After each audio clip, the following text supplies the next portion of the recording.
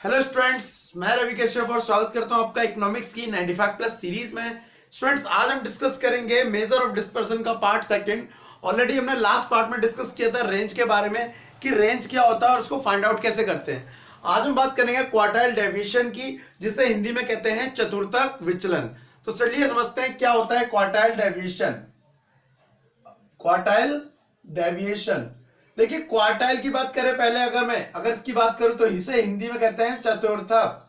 अब इसके हिंदी के वर्ड के मीनिंग की बात करूं तो किसी भी चीज के जब चार पार्ट कर दिए जाएं तो उसे क्या बोलते हैं, क्वार्टाइल या चतुर्थक। जस्ट मान लेते हैं हमारा एक स्केल है, ठीक है। अगर इसके दो पार्ट किए जाएं तो ये बन जाता है हमारा क्या, मीडियन। हिंदी में कहते हैं इसको माध्यिका। लेकिन अगर इसके और दो पार्ट कर दिए जाएं तो एक दो तीन चार, ये कितने पार्ट बन गए, चार। तो इस वाले को हम बोलेंगे Q1 और इस वाले को बोलेंगे Q3 और ये हमारा क्या हो गया, Q2। तो अभी हमें क्या करना है, क्वार्टाइल कैलकुलेट करना है। क्वार्टाइल मतलब क्वार्टाइल डेविएशन। तो मैं आपको बता दूं क्वार्टाइल डेविएशन का जो फॉर्मूला होता है QD का, इन शॉर्ट में क्या बोलूंगा से, QD, वो होता है Q3 माइनस Q1 अपॉन 2, ठीक है। और दूसरी में बात करूं तो वो है CQD। CQD का मतलब क्या होता है, CQD coefficient of quartile deviation, Q3 minus Q1 और Q3 प्लस Q1, ठीक है। मैंने आपको क्या बताया अभी कि यहां पर दो फॉर्मूले होते हैं, QD का और CQD का। QD मतलब क्वार्टाइल डेविएशन और CQD मतलब कोफिशिएंट ऑफ क्वार्टाइल डेविएशन, चतुर्थक विचलन गुणांक। तो सबसे पहले आपको बता दूं कि ये जो दोनों चीज कैलकुलेट करनी है, ठीक है, वो हमें तीनों सीरीज से करनी है। अच्छा, एक और होता है इंटर क्वार्टाइल डेविएशन, जिसका फॉर्मूला होता है Q3 माइनस Q1, वहां पर 2 नीचे नहीं आता है, ठीक है। उसे क्या बोलते हैं, inter quartile deviation. But may be ये मोस्टली इतना नहीं आता जितने ये दोनों आएंगे। तो चलिए पहले मैं आपको बेसिक फॉर्मूला बताता हूं उनको करने का, कि इसमें अगर हम जब इसे यूज करेंगे तो हमारा फॉर्मूला क्या होगा और कौन सी सीरीज में क्या फॉर्मूला लगेगा। तो जैसा कि आपको बताऊं, ये 3 सीरीज से करेंगे। पहली वाली सीरीज का नाम क्या होता है, इंडिविजुअल, ठीक है, जिसको हिंदी में क्या बोलेंगे, व्यक्तिगत श्रृंखला। दूसरी की बात करें तो डिस्क्रीट होता है, डिस्क्रीट के मतलब होता है खंडित। और तीसरा है कॉन्टिन्यूअस, कॉन्टिन्यूअस का मतलब है अखंडित श्रृंखला, ठीक है। अगर मैं फॉर्मूले की बात करूं, देखिए हमें निकालना QD है। QD का फॉर्मूला है Q3 माइनस Q1 अपॉन 2 और दूसरे का है CQD, जिसका फॉर्मूला है Q3 माइनस Q1 और Q3 प्लस Q1, ठीक है। दो फॉर्मूला है हमारे पास, एक QD का और एक CQD का। QD मतलब Q3 माइनस Q1 है और अपॉन 2 है, और CQD का है Q3 minus Q1 Q3 plus Q1। लेकिन अगर मैं बताऊं ये निकालने के लिए हमारे पास Q1 और Q3 तो होना ही चाहिए। तो Q1 और Q3 कैसे फाइंड करेंगे अलग अलग सीरीज में, वो आपको मैं बता दूं। यहां पर Q1 निकालने के लिए इंडिविजुअल सीरीज में आपको फॉर्मूला लगाना पड़ेगा n+1 अपॉन 4, बिकॉज क्वार्टाइल है तो 4 से डिवाइड करेंगे। TH टर्म, TH टर्म का मतलब है जैसे फोर्थ होता है, फिफ्थ होता है ना, TH लगा देते हैं, वो वाला है, तो ये टर्म निकलेगी। ऐसे ही Q3 का फॉर्मूला होता है, आगे लगा देंगे 3n+1 upon 4th TH term. Same formula apply होगा यहां पर Q1 के लिए, n+1 upon 4th TH term. और Q3 के लिए भी सेम फॉर्मूला अप्लाई होगा, 3n+1 अपॉन 4 TH टर्म, ठीक है। लेकिन थोड़ा चेंजेस है कॉन्टिन्यूअस सीरीज में, अखंडित श्रृंखला में। अगर मैं यहां की बात को बताऊं तो सबसे पहले आपको फॉर्मूला लगाना पड़ेगा Q1 के लिए n अपॉन 4, उसके बाद फॉर्मूला लगेगा L1 plus n upon 4 minus CF upon F into C, या I भी बोल सकते हैं आप। क्या है, L1 plus n upon 4 minus CF upon F into C। और फिर लगेगा Q3 का,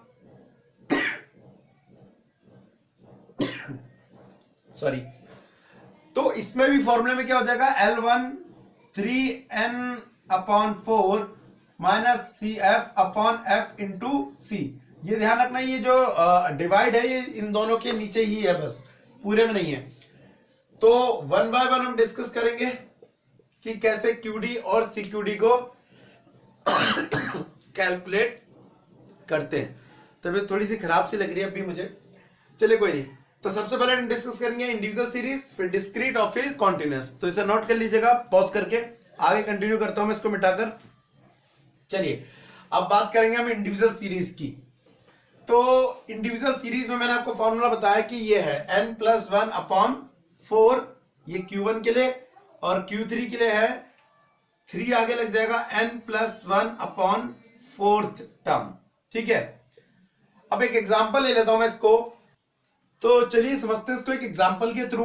तो मैं आपको पहले बताता हूं, यहां पर n दिया है और x दिया है। आपको ना हमेशा x को असेंडिंग ऑर्डर में लगाना। अगर कभी भी x आपका मतलब बिखरा हुआ है तो आप उसे क्या कर लीजिए, उसे असेंडिंग ऑर्डर में लगा लीजिए ताकि क्वेश्चन सही निकले।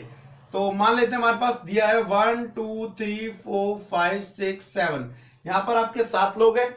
और अगर मैं x की बात करूं तो यहां पर 20 25 50 100 200 200 250 और 300 ये वैल्यूज गिवन है। अब हमें पता है फॉर्मूला ये है, तो हम लगाएंगे Q1 के लिए। Q1 is equal to n+1/4 term. n अगर मैं बात करूं तो यहां पे कितने लोग हैं, 7 लोग हैं। 7+1/4 तो डिवाइड हो जाएगा 8 डिवाइड बाय 4, कितना जाएगा सेकंड। सेकंड में क्या है, सेकंड में है 25, तो Q1 इज 25। नाउ हम कैलकुलेट करेंगे Q3। तो Q3 के लिए फॉर्मूला बनता है 3n+1/4 टर्म। 3 लगा लेंगे आगे, n कितना है 7+1/4, ये आगे 3 इंटू 2 आएगा, और ये आगे 6 टर्म, और 6 पे क्या है हमारा 250, तो Q3 आ गया हमारा 250। ना फाइनली हम कैलकुलेट कर देंगे, जो मेन कैलकुलेट करना है QD एंड CQD। तो QD की बात करें, फॉर्मूला होता है Q3 माइनस Q1/2। 250 में से 25 लेस करने हमें, डिवाइड बाय 2, बचेगा 225 डिवाइड बाय 2। ठीक है, 112.5 दैट इज QD। अगर कोई कैलकुलेशन मिस्टेक हो तो आप उसे करेक्ट कर लीजिएगा। अगर मैं CQD की बात करूं तो फॉर्मूला बनेगा Q3 माइनस Q1 और Q3 प्लस Q1, तो 120, ये तो बचेगा 1225 और ये हो जाएगा 275। फाइनली फिर इसको आप कट कर लीजिए और आपका आंसर आ जाएगा, पॉइंट में आएगा। कैलकुलेशन होने के गड़बड़ हो सकती है, चलिए काट लेते हैं तब भी। ये आपका हो गया, अगर इसे हम डिवाइड करें कितने से, 25 से, तो 8 और 9, ये 25 में 9 बार में जाएगा और ये 11 बार में जाएगा। फाइनली आता है 9/11। अगर कैलकुलेशन मिस्टेक हो तो दोबारा बोल रहा हूँ, आप करेक्ट कर लीजिएगा। जरूरी नहीं है कि कैलकुलेशन हमेशा मेरी सही जाएगी, डायरेक्ट वीडियो बनाते वक्त गड़बड़ हो जाती है कई बार। तो ये आ रहा है, आप इसको काटेंगे तो 0 लगा देंगे, 0.8 आंसर। ठीक है, तो ये हमारा मेथड कौन सा हुआ, क्वार्टाइल डेविएशन का इंडिविजुअल सीरीज। लेकिन इसमें आपको एक बता दूं, एक गड़बड़ भी है। गड़बड़ क्या है, अगर मैं यहां की बात करूं ना n की, तो नंबर ऑफ टर्म्स यहां पर 7 है, मतलब नंबर ऑफ पीपल 7 है, ये ऑड है तो इसको निकालना इजी है। लेकिन अगर यहां पर गलती से इवन दे दिया तो थोड़ा सा निकालने का मेथड क्या हो जाएगा, चेंज हो जाएगा। तो थोड़ा मैं आपको बताता हूं, अभी हिंट देता हूं कैसे करना है।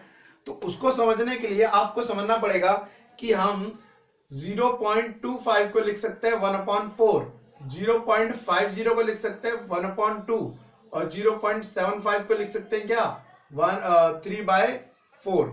अब मैं इसी की टर्म्स को रब कर देता हूं मिटा के, और इसी को लेता हूं एग्जांपल के लिए।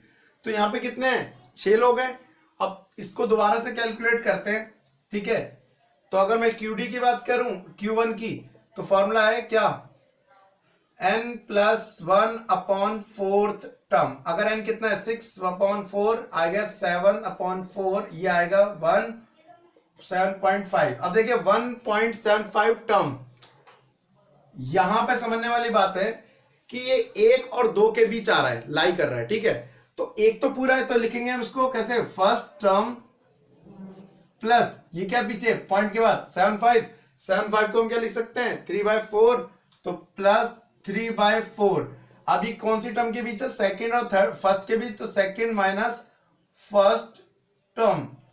अब फर्स्ट टर्म क्या हमारी 20, 3/4, सेकेंड क्या हमारी 25 माइनस 20, इसे सॉल्व कर देंगे 20, 3 5/4, ये हो गया हमारा 15, अपॉन 4 से काट देंगे 20, ठीक है 3.75, कैलकुलेशन मिस्टेक को करेक्ट करिएगा 3.75, ठीक है। ये मैंने निकाल दिया आपके लिए क्या यहाँ पर Q1, Q3 को मैं साइड में निकालता हूं और QD CQD आप खुद कैलकुलेट करेंगे। मैं बस आपको बताता हूं कि ये ऑड और इवन का क्या केस था। तो इसकी बात करूं अगर मैं किसकी Q3 की, तो यहां पर फॉर्मूला आएंगे Q3 के लिए n ब्रैकेट में n+1 upon 4th term, 3 n कितना है 6+1 अपॉन 4, ये आ जाएगा 3 इंटू 1.75 मल्टीप्लाई कर देंगे, ठीक है 5.25 आ रहा है ये। अब ये 5.25 में देखिए पीछे क्या है 25, तो पहले तो फिफ्थ टर्म पूरी हो गई, फिफ्थ ये टर्म लिख लेते हैं यहाँ पे, ठीक है फिफ्थ टर्म प्लस 25 को क्या लिख सकते हैं 1/4, मैंने बताया आपको हमेशा पीछे देखेंगे कि पीछे क्या आ रहा है काट के। फिर ये 5.25 है तो 6 और 5 के बीच आता है, तो 6 माइनस फिफ्थ कर देंगे, तो यहां पे करेंगे 6th term minus 5th term, ठीक है। तो 5th टर्म क्या है हमारी यहाँ पर, 5th टर्म है हमारी 200 प्लस 1/4, 6 250 माइनस 200 1/4, ये बचा 50 मल्टीप्लाई होके आ जाएगा 50/4, ठीक है। तो इसको कर देंगे 200 प्लस 4 एकम 4 आपका, ये बचा 10, 4 तो नहीं 12 और 12.5, ये आ गया 212.5, ये आ गया हमारा Q3। नाउ Q3 है और Q1 भी आपके पास, QD और CQD का फॉर्मूला तो आपको पता ही है Q3 माइनस Q1 अपॉन 2, और CQD का फॉर्मूला है Q3 minus Q1 upon Q3 plus Q1। तो आज वाले में इतना ही करा रहा हूं, अगले वाले पार्ट में मैं आपको इसकी डिस्क्रीट और कॉन्टिन्यूस सीरीज कराता हूं, ठीक है। तो आज के लिए thank you tata, bye bye.